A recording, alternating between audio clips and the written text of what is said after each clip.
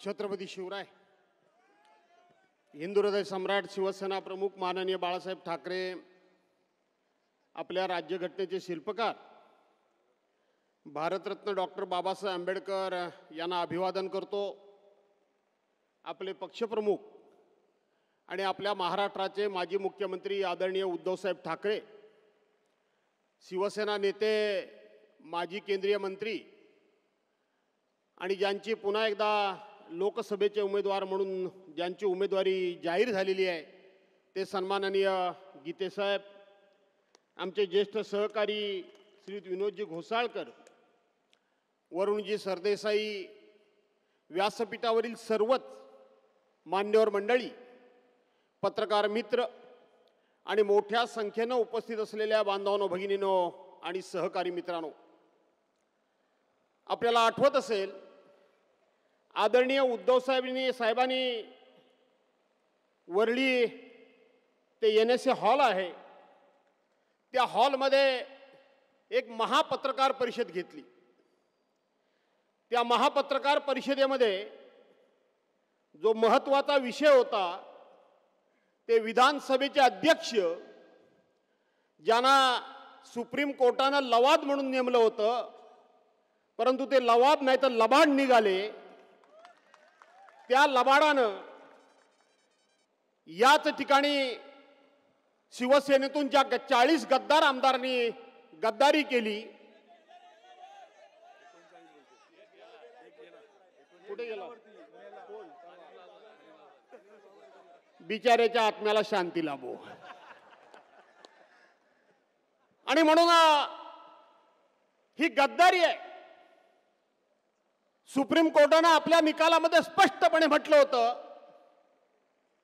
की माननीय उद्धव साहेबांच्यावर राज्यपालांनी अन्याय केला। मी विस्ताराने सांगणार नाही कारण आपल्याला भाषण उद्धव साहेबांचं ऐकायचं आहे।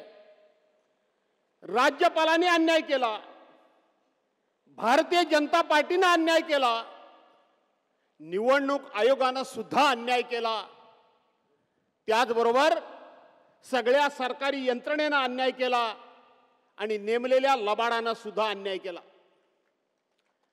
उद्धव साहेबांची शिवसेनाच नाही, बदललेली घटना 2013 सालची बदललेली घटना ही आम्हाला मिळालीच नाही। अशा प्रकारचा खोटा कांगावा विधानसभेचे लबाड अध्यक्ष राहुल नार्वेकर यांनी केला। आणि त्यावेळेला देशामध्ये आणि महाराष्ट्रामध्ये खुलेआमपणे जनतेच्या समोर जाऊन उद्धव साहेबांनी पत्रकार परिषद घेतली आणि त्यांनी केलेला आरोप, निर्णय देताना घेतलेला खोट्याचा आधार, ते सगळं कसं खोटं आहे हे पुराव्यानिशी, कागदोपत्रीनिशी त्यांनी संपूर्ण जनतेच्या समोर ठेवलं। आणि ती पत्रकार परिषद उभ्या देशानं आणि तुम्ही आम्ही सुद्धा की उद्धव साहेब या लोकशाहीमध्ये सगळ्यात सर्वश्रेष्ठ तुम्हाला समजून तुमच्या समोर या ठिकाणी जनतेच्या दरबारामध्ये उद्धव साहेब आलेले आहेत। आणि म्हणून जनतेच्या दरबारामध्ये उद्धव साहेब आलेत। बांधवांनो, भगिनींनो, मगाशी पोलादपूरला सभा झाली, त्या सभेमध्ये याच रायगडमध्ये छत्रपती शिवरायांची गादी आपल्याला माहित आहे।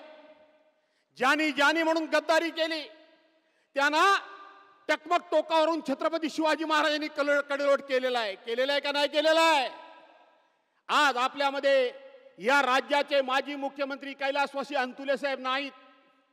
अंतुले साहेबांनी एक शब्द प्रयोग केला होता या तुमच्या एका रायगड मधल्या नेत्याबद्दल की ज्याला मी लहानाचा मोठा केला, ज्याला मी राजकारणामध्ये मोठा केला, ज्याला हाताच्या बोटाला धरून अख्खं राज्य दाखवलं, त्यांनीच आज गद्दारी केली आहे।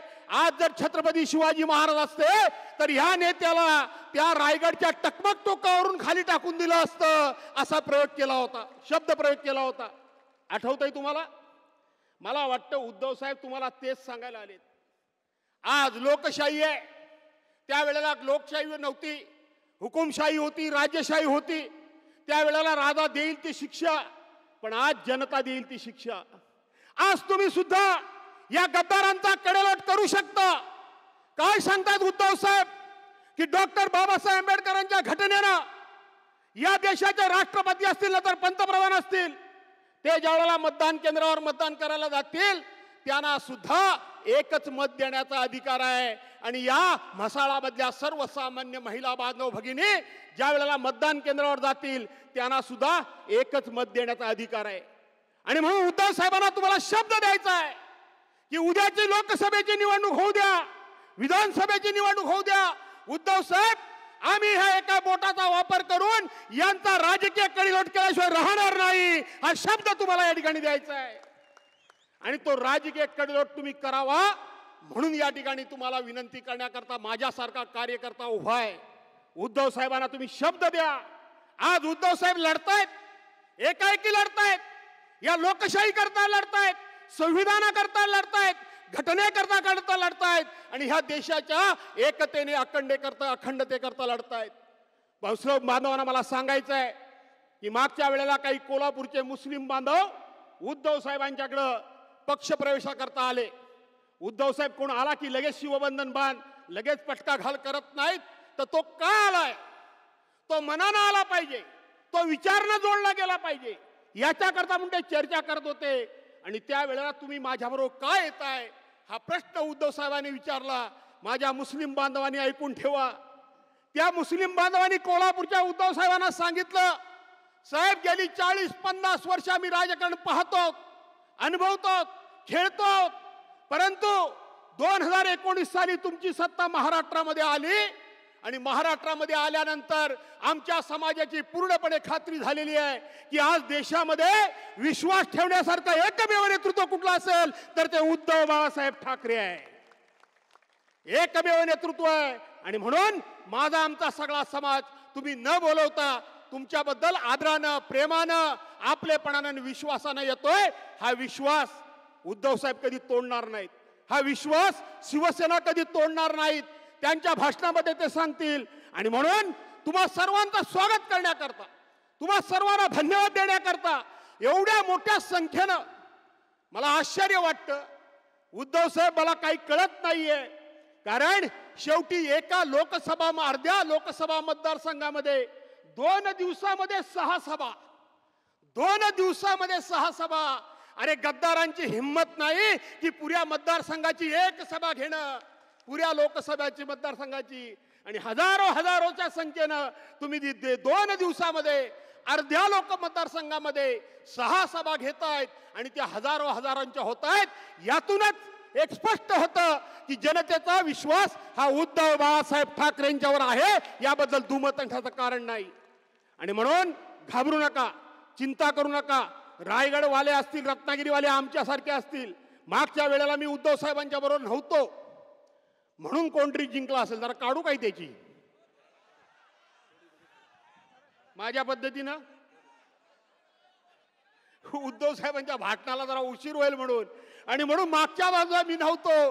पण आज या रायगडमध्ये तुम्हाला सांगून जातोय आणि मी बोलतो ते करतो, सर्वांना माहित आहे. म्हणजे मागच्या वेळेला सुद्धा सांगू ना, रागवणार नाही ना उद्धव साहेब तुम्ही. मागच्या वेळेला सुद्धा उद्धव साहेबांचं गीते साहेबांच्यावर काय एवढं प्रेम तेव्हा काय मला माहित नाही.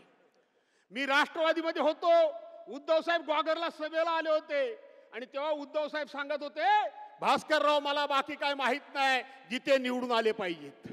पण मी तेव्हा राष्ट्रवादीचा होतो. जिथे असेल तिथं प्रामाणिक राहायला पाहिजे, बरोबर आहे की नाही. पक्षात आपल्यात राहायचं आणि आपल्याच पक्षातल्या लोकांना आडवं करायचं, ही नीतिमत्ता माझी म्हणाय. मी राजकारणामध्ये कधी असं केलं नाही. मी उद्धव साहेबांना तेवढा नम्रपणे सांगितलं की उद्धव साहेब, तुमच्यासारख्या मोठ्या नेत्यानं माझ्यासारख्या सामान्य माणसाला फोन करावा हा माझा खूप मोठा सन्मान आहे. आज तगायत कधी मी बोललो नाही. 5 वर्ष पूर्ण झाली. सही बात सही वक्त पे होनी चाहिए. आणि म्हणून मी बोललो नाही. परंतु तुमच्यासारख्या माणसानं माझ्यासारख्या सामान्य माणसाला फोन करावा हा तुमचा मोठेपणा आहे. पण साहेब, मी ज्या पक्षाचा कार्यकर्ता आहे त्या पक्षाचाच हा नेता उभा आहे, ज्यानं आज पवार साहेबांबरोबर सुद्धा गद्दारी केली. पवार साहेबांबरोबर सुद्धा गद्दारी केली. आज काय म्हणतो हा माणूस की पवार साहेब हुकुमशाह आहेत. वा रे वा, तू 3-4 वेळा आमदारकी लढलास, तुझ्या भावाला 2 वेळा विधान परिषद दिलीस, तुझ्या पुतण्याला विधानसभा दिलीस, तुझ्या मुलाला विधान परिषद दिलीस, तुझ्या मुलीला अध्यक्षपद दिलंस, तुझ्या मुलीला तू त्या ठिकाणी आमदारकी दिलीस. तुझ्या मुलीला तू पालकमंत्रीपद केलंस, तू स्वतः लोकसभेवर गेलास, आणि हे सगळं ज्या पवार साहेबांमुळे झालं त्या माणसाला आज तू धोका दिलास, गद्दारी केलीस. अरे तुझ्यात जर एवढी हिंमत होती तर या सगळ्या पदांचा राजीनामा देऊन तुम्ही जर गेला असतात तर तुमची आम्हाला दखल सुद्धा घेण्याची गरज नव्हती. आणि म्हणून जो कुटुंबाचा झाला नाही, माहिती आहे ना सगळी परिस्थिती, ते मी सांगत नाही, जो कुटुंबाचा झाला नाही, जो नेत्याचा झाला नाही, तो तुमचा होईल होईल काय. आणि म्हणून तुम्हाला शब्द देऊन जातोय की तुम्ही जर रायगडवाले सज्ज झालेले आहात, माझी कदाचित तुम्हाला गरज लागेल की नाही लागेल मला माहित नाही, पण उद्धव साहेबांना शब्द देतो की मागच्या वेळेला गुहागर मधून आणि खेड मधून सुद्धा आम्ही आमचं प्रामाणिकपणे काम केलं आणि या माणसाला निवडून आणला. या वेळेला सगळ्यात जास्त लीड हे आम्ही दिल्याशिवाय राहणार नाही गीते साहेबांना, हे मी या ठिकाणी सांगतो. हे फक्त एवढं सांगण्याकरता म्हणून मी तुम्हाला उभा आहे. अनिल, कामाला लाग, नक्की येईन मी तुझ्या प्रचाराकरता. तुकारामरावांचे आशीर्वाद घे. तुकारामराव द्या आशीर्वाद या पोराला, लढू दे एकदा, उतरायचं गेला मैदानामध्ये. तशी जागा शिवसेनेचीच आहे. मागच्या वेळेला तो राष्ट्रवादीचा आमदार फक्त 88 मताने आला होता, माहितीये की नाही. या वेळेला अनिलला निवडून द्या, उद्धव साहेबांना भेट द्या, गीते साहेबांना निवडून द्या, उद्धव साहेबांना भेट द्या अशी विनंतीने आग्रह करतो आणि आपल्या सर्वांची रजा घेतो. जय हिंद, जय महाराष्ट्र.